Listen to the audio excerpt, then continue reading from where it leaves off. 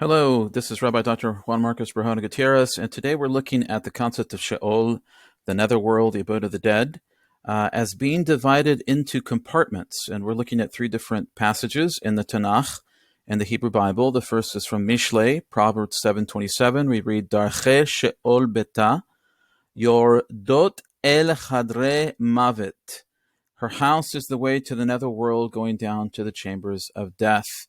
And what's interesting here is if we look at this section here, Chadre Mavet, the chambers, a cheder is a room or a classroom or a particular place. And it's clear here that there are several places of Mavet, of death. And so the implication here, of course, is that there are different places or levels within Sheol itself. And in previous videos, we looked at the idea that, at least according to some passages in the Tanakh, Sheol is under the earth. That's the gradual or the general view that we see.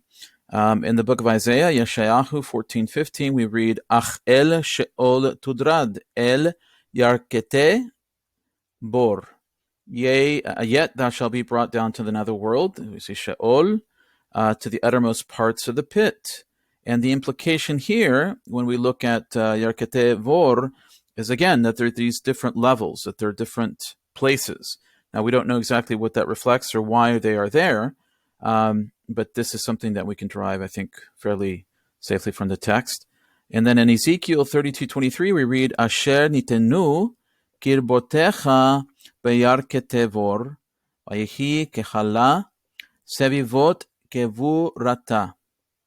Kulam chalelim noflim bacherev asher natnu chitit be'eretz chayim. And so what we see is that her graves are set in the uttermost parts of the pit, and her company is round about her grave. All of them slain, fallen by the sword, who caused terror in the land of the living. And so here we have this phrase again that we saw in the previous section. Be'arkete vor. The pit has these different levels. And here it seems that this is an implication of judgment. It's a consequence of these individuals who cause terror in the land of the living. So it's almost that there's these levels are reflective of a punishment that is fitting to them. And up to this point, we really haven't seen a lot of discussion regarding distinctions between individuals that go to Sheol. I mean, it seems universal in the verses that we've seen. In this particular case, in Mishlei and Proverbs, we saw that this has to do with an adulterous woman.